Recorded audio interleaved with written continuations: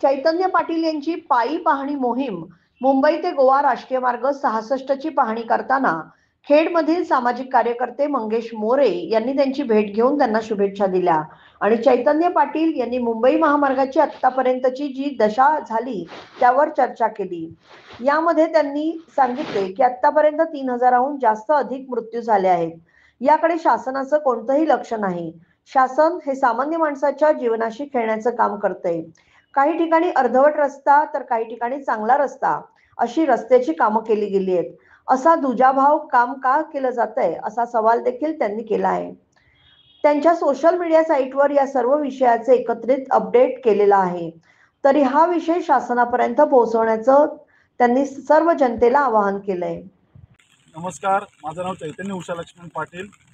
मी मुंबई गोवा राष्ट्रीय महामार्गावरती होणारे अपघात हे कुठेतरी कमी झाले पाहिजे। म्हणजे आतापर्यंत 3000च्या वरती लोक मृत्युमुखी पडलेत आणि भविष्यात देखील मृत्युमुखी पडू नयेत। त्यासोबत ज्या लोकांचं कायमस्वरूपीचं अपंगत्व पत्करलं त्यांच्या कुटुंबियांची काय परिस्थिती आहे आपण शासनाने देखील अनुभवली पाहिजे। खरोखर त्याच्यावर कार्यवाही केली पाहिजे। पण हे सर्व करताना म्हणजे अपघात झाल्यानंतर सहकार्य करण्यापेक्षा किंवा इथल्या कोकणी जनतेला मी विचारल्यानंतर त्यांना काही सहकार्य शासकीय काही होत नाही आहे। पण हे अपघात होऊच नये निदान ह्याच्यासाठी तरी चांगलं काम करा। म्हणजे चांगल्या दर्जाचे रस्ते झाले पाहिजे, त्याच्यानंतर सुरक्षिततेच्या गोष्टी घेतल्या पाहिजे।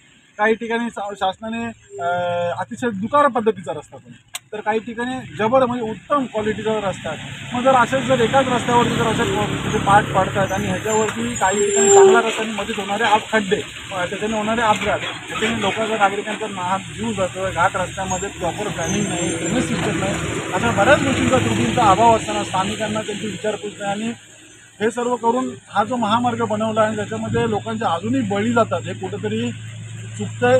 सर माझं एक कोकण, मी एक माझं कोणतं राजकीय पक्ष नाही, कुठलीही संघटना नाही, एक सुजाण नागरिक म्हणून मी माझं कार्य पार पाडतोय की एक समाजाप्रती माझं काहीतरी देणं लागतं, त्या समाजासाठी मला काहीतरी करणं गरजेचं आहे। आणि याच अनुषंगाने मी हा रस्त्याचा सर्वे करतो। हा डेटा मी तुम्हाला सर्वांना दिला आहे। माझ्या इंस्टाग्राम यूट्यूब चॅनलला देखील तुम्ही पाहू शकताय। माझ्या कुठल्याही व्हिडिओला लाईक केलंच नाही तरी सबस्क्राईब नाही केलं तरी पण ते संबंधित पाठवा।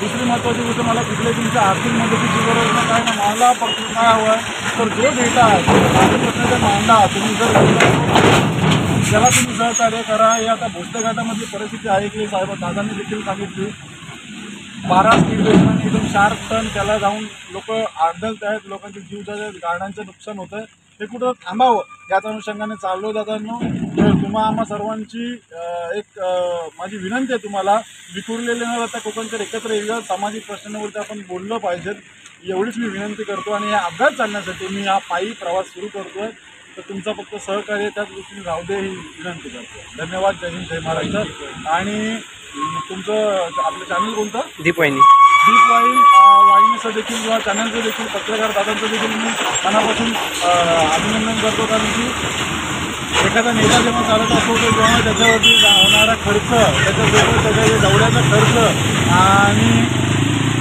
त्याचसोबत आम्ही नागरिक म्हणून चालतो, शासनाला मोफत देतात, त्याच्यावरती योग्य पद्धतीने काम करावं आणि ते काम करणाऱ्याला ऊर्जा देण्याचं काम हे दीप वाहिनी आणि त्यांचे सर्व सहकार्य भर पावसामध्ये होत आहे। सागर अण्णा वगैरे यांनी खरोखर मी आभारी मानतो। संजय जंगम साहेब देखील पावसात एवढ्या घाट रस्त्यामध्ये वय देखील असताना ते चालतात सोबत तुम्ही देखील, आणि मला ऊर्जा देत आहे। आणि आपल्याला काम करायचं आहे, आपल्याला अपघात मुक्त रस्ता कसा करता येईल, रस्ता सुरक्षित कसा करता येईल याच्यासाठी आपण प्रयत्न करूयात। आणि प्रयत्न कसा करावा तर शिवबा जन्म आपण स्वतःच्या घरी ना दुसऱ्याच्या घरी असं करून जमणार नाही आहे, तर त्याची सुरुवात स्वतःपासून करा ही एवढीच विनंती करतो। धन्यवाद। जय हिंद।